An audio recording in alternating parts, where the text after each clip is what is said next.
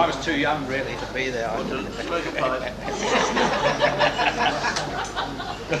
Well, I'm Gilbert, and I'm a bit unlike the others, because I was a Marine and there weren't many there. The Royal Marine. You're quite right, Royal. I was in the last house. I got to the Colditz by pure accident, and I'm not saying anything more. Well, I react to that. I was in regular RAF, and even the ordinary RAF were irregular, and I was even more irregular than that. I'm Kenneth Lockwood. I'm the ancient member of the family. I'm the one who did the longest stint in the place. I was there all the time.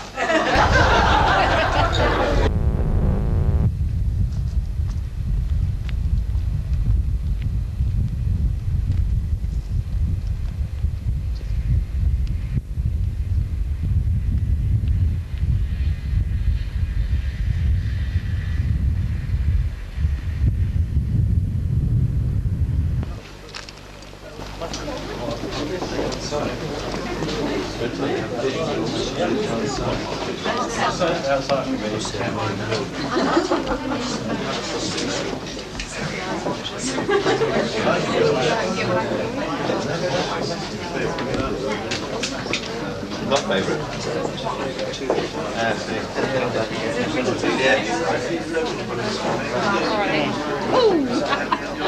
They came here, they took it down and destroyed it. And you can't go up there now because the floors are too rotten. Counterpoised, I think that's the right engineering term, to allow it to be launched over the Mulder. But the chap to ask is Jack Best, because he's one of the other party who helped to construct it. He designed it, didn't he? Well, I don't know whether he designed it. I mean, it was a sort of joint effort by a number of nitwits. No, I think what was the chap's name? Lon Welsh. Yes, Lon Welsh, because theoretically the SS would have been told by the Wehrmacht we're going to come and slice us all up, which didn't worry us particularly because we had gone down fighting. But it was all to allow a representative to come back and say how we went down fighting, so that the media could balls it up eventually.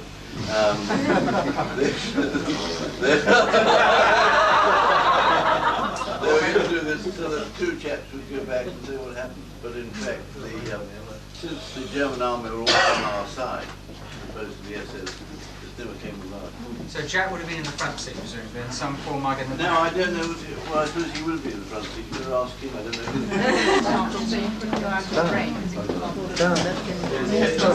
They're all but I don't know about the technical. I'm only a soldier, not a pro-Allied war effort with the Poles, and then followed by the Dutch, and then the Germans were third. Became other nationalities. Lesser breeds without the law. No, I think that people mustn't go away with the impression that there was any enmity between the Germans and the British. The relationship was really quite civilized between us, because it was the German army who looked after us, or tried to look after us, and therefore we kept everything on a gentlemanly footing. The SS were never around. No, we never had to. Would you like to show everybody what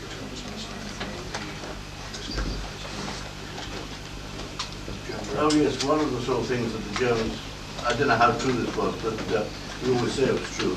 And they said that if you escape, you'll be shot, and if you escape a second time, you'll be sent to Colditz. Because so long as you know what the criteria were to become a member of this august castle, you had to have escaped twice and be what is known as Deutsch Feindisch, which means bloody minded towards Germany. And so we always felt rather sorry for the Germans. I mean, they had a rough time. Oh, I can tell you some stories I didn't tell you last night, I don't say. There was one very sporting game. I don't want this to be broadcast. Which the British used to do. You stand on the top floor, that's 6 floors up, put your hands between the bar and hold a brick. And number 2 in this game stood above you and had a mirror facing downwards. That's why a sporting chance, because you had to look in the mirror, you mustn't look down. And then when you saw a goon standing there, thinking of his Fräulein at home and so forth, you let go of the brick, and if you hit him on the head, you got 6 points. Is this what you call goon baiting? Well, yes, actually that's something I didn't talk about last night, it was goon baiting. Because when one seemed particularly frustrated, one started to do the most extraordinarily silly and boyish tricks like this. And Eggers, in one of his books, did say that he wasn't particularly rattled by this, having been a schoolmaster, you know what they're like. That they tried always to keep everything smiling and not trying to lose their temper, which is very difficult, but they managed to do it. Oh, we should throw water bombs on them.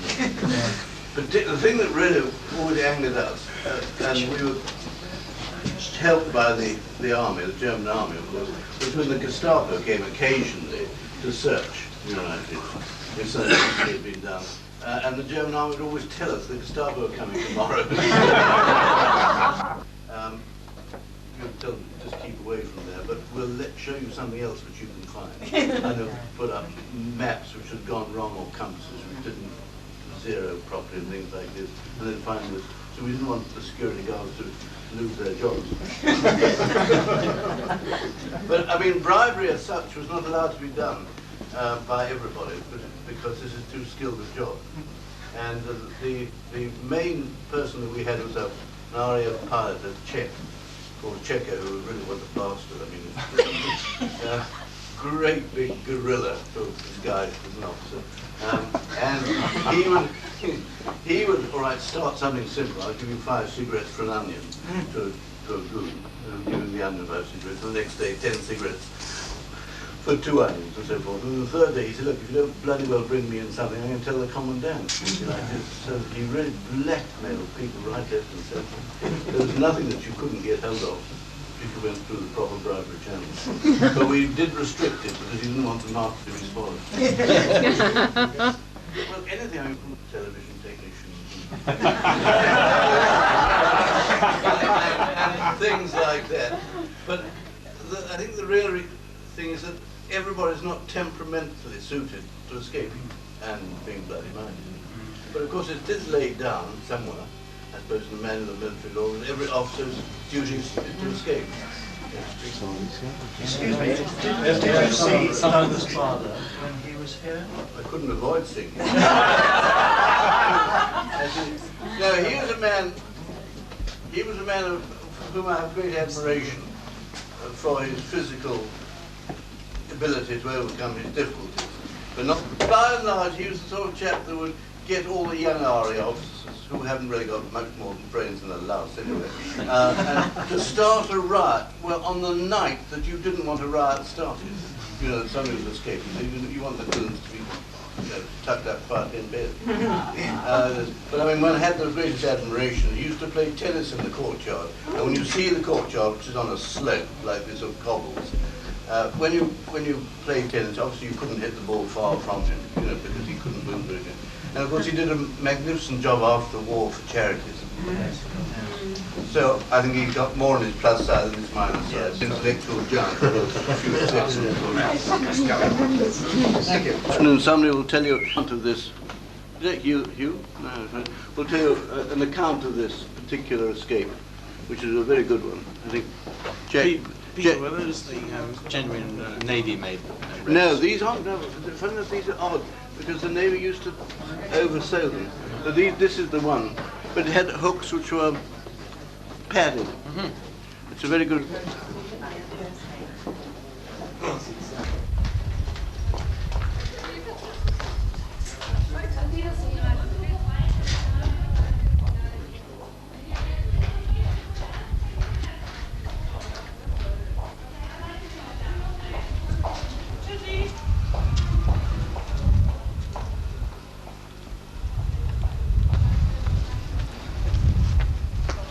Forgetting to change it onto the outdoor.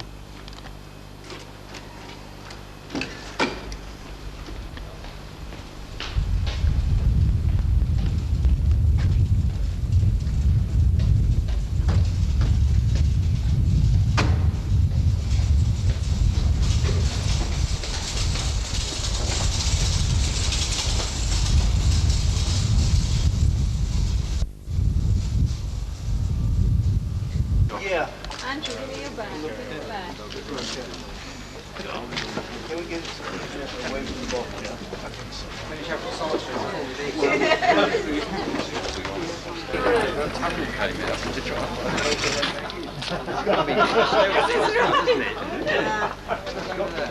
Even more.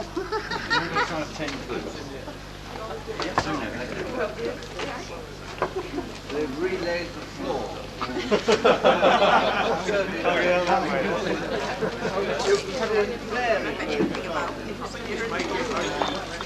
Lapsed when we were in there. And that was most frightening, having to be pulled out backwards. But the other thing is that that's the Saal house. A couple of nits sticking out of the Yeah, the festival is where the new stage theater. And the festival is where we meet again at the very end of the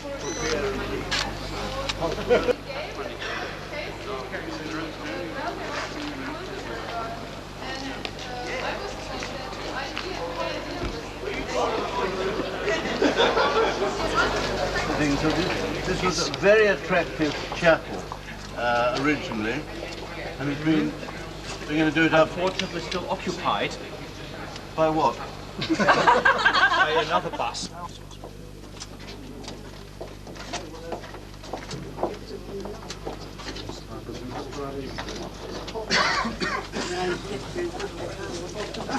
You can't always have a personal guide. You can learn what it's like. Because it has a potential of interest, yeah. But this is where the museum came from, that right beginning. So we always see entrance from the glass This was cellar, which is stone cellar, sorry. cellar, which is concrete and solid rock. You got the idea to Well, these were That's what I was saying. basically bits of metal, you know, You've got this iron image bars here, and very sharp as a immediately above, there's a trunk. and for cutting through brickwork, The they weights made some for the- brick drills. I can remember what for it the looked bell. like. This one, I could draw one. Were hanging. They were hanging in a Really cross nice. inside a The canvas easiest thing was that the long slowness socket, of progress so in they these didn't tunnels. swing and hit the And concrete. you know, you're on a ship It's a huge bell. one day, So these and weights came were back running to up and down the here. same ship 4 days later. Beginning of the war, Germans removed the Those weights boulders from are their still exactly where you lived from there. And you can see And, from the amount of dust The French there got into how the top, important it was to dropped have down, something and over came your out face and stop that breathing little in and hatchway out. there. Ah. They entered there, then they came into this space, and they went through here, Oh, which yes, you can see the light in there. Part of the escaping ethos. This has just recently been opened up again. Yeah. They've Well, got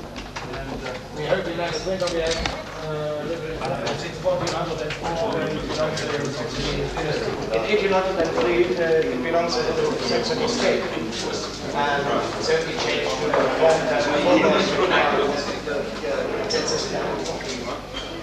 but we have not that long, much longer.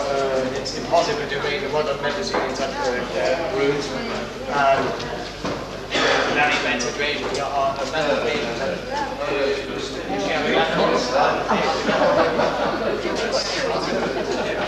have to change. Now we have 2/3 are living in our rest, and the rest of it have the records. Because we know from old papers from 1604, we know in the fields between the arches of the ceiling, there are flying angels playing music on a golden background as paintings. Now we wait for money for investigation. That we have to investigate it. It has to be done by specialists. When we discover it again, maybe then we have to take off this back. They are not original. They are from the middle of last century. But they are historical again. So 2/3 are living inside here.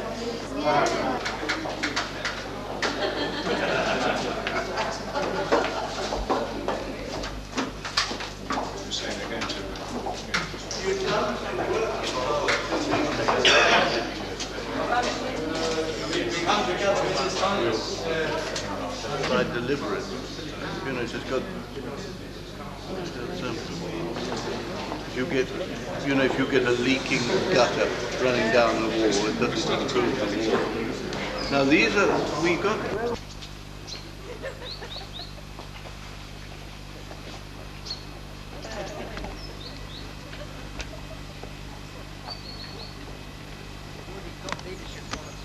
cruising again. We're all behind them. Now, it appears as though they mucked up the exit to this tunnel. Here, a couple of years ago, and so about here, yes, probably the railway.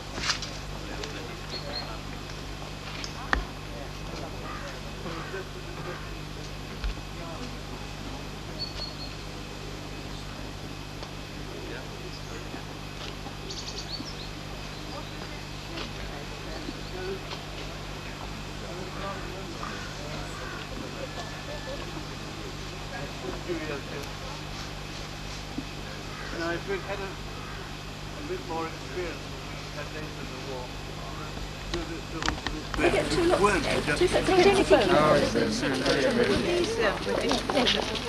now that's what the tour. Here's where all this German administration went on. Put it right under their nose, actually, when you came out of there. Yes. Wrong way.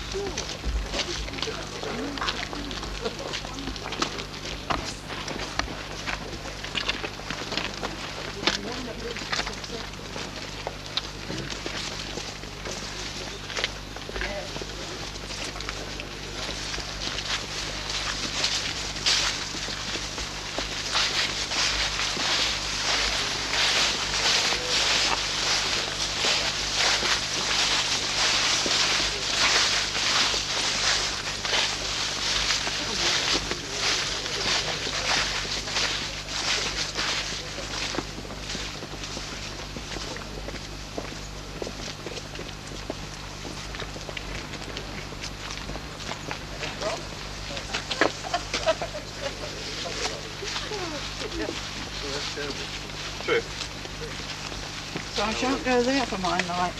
Pick up with it. I can't understand because they had it on the form. Where was this? Yes. That's where Mike Sinclair was killed, down there, just about there. You can't see the perimeter wire. What was he shot? He was shot, yes. He was trying to climb over the wire.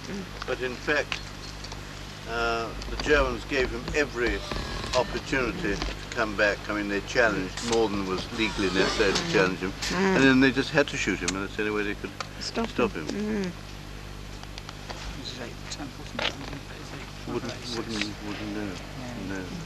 Now, the people who read about Colditz know so much more about it than we who are there. That I just don't know all this. Where was the perimeter fence? Right down the bottom? Yes, no, in a circle. This is the Tier Park, so-called. And we could walk in a circle down there. And as far as I can make it out there, that would be about down there. Were you allowed on this part here? No. Not officially. No, not. Yes.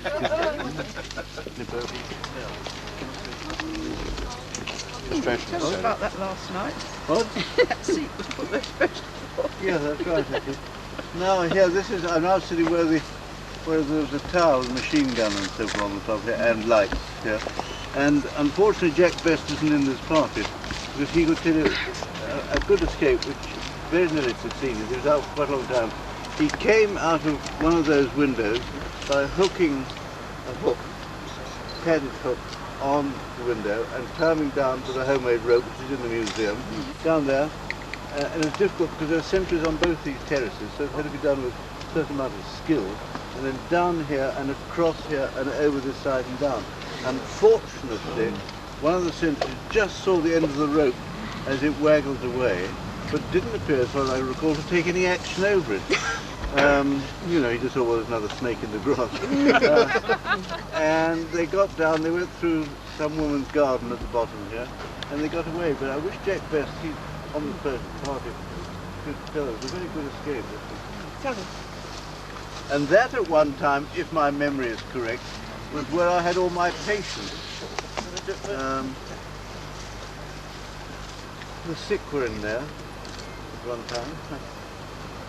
And then over at the right of the terrace were some more, you can't see from here, some more solitary confinement cells.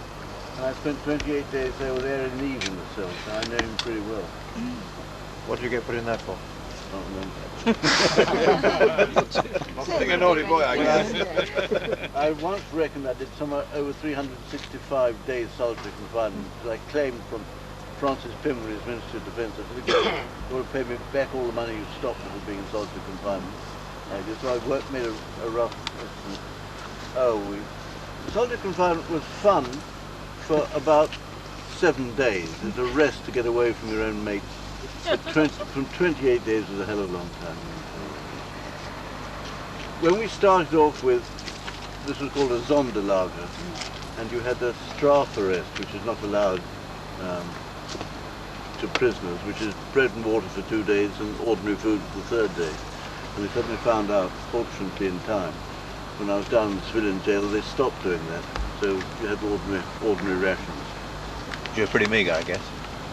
The rations were meagre. They weren't worse than solitary confinement than anywhere else. In fact, it was probably slightly better, because the cooks would give you a bit more.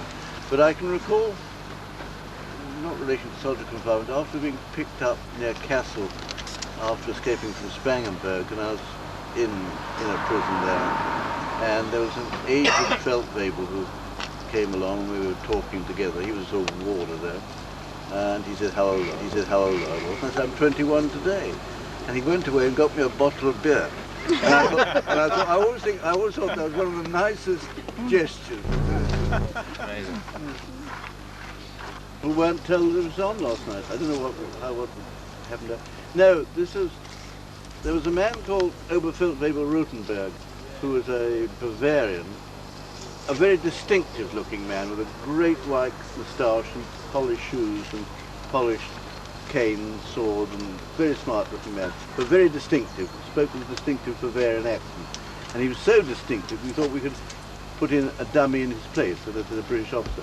And the way they changed the guard here, there were a certain number of guard points around here, they were changed one at a time, not as we would do in England, march round the whole group of chaps, switching them over. So therefore, if they could swap over one, the alarm would not be given back at the guardhouse until Schultz had got back, and they said, what the hell do you think you're coming back here for? You said, that would be, so you have about 5 minutes start. Well, Mike Sinclair disguised himself as this Oberfeldwebel, was disguised, and in fact spoke with a fine Bavarian accent. He practiced and all that sort of thing. And he got round and he relieved all the sentries until he came just down by the other side of that archway there, which was the last one. And bloody little Schultz there, who might have been a dimwit,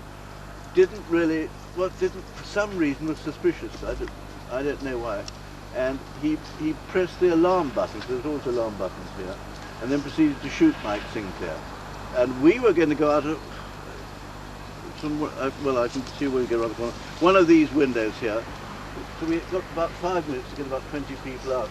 The tables on a slope, so if you just push out like this, and the bars on the room below are cut, so the kit, so number one, you go out there, 1, 2, 3, 4, and there's your kit like this. So we never actually got off the ground.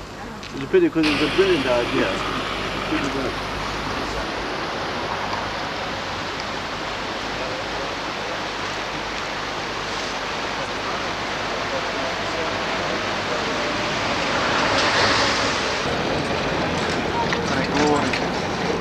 What's that photo?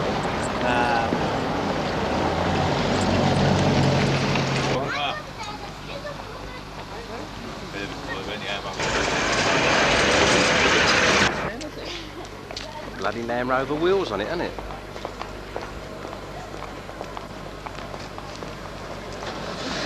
Cosy.